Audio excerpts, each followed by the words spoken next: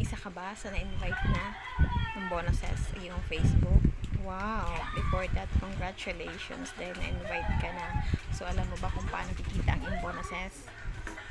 Gusto mo pa? So, tara! So, itong tips para sa'yo para kumikita ang iyong bonuses. Keep on posting original pictures para kumikita ang iyong bonuses. The more you posted original pictures, the more you chance din nakikita ang iyong bonuses.